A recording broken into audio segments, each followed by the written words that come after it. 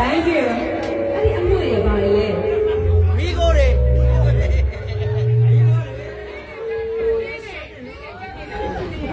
ဒီမဟုတ်ဘူးလားတက်တယ် Okay နောက်ဆုံးတစ်ပုံအနေနဲ့ဘာလို့ remix သဘောနဲ့နှုတ်ဆက်ချင်ပါလဲဒီဘေးလေးတွေတော့ဗလားတို့ဒီနားလေးခုံနေ Okay ဘာ remix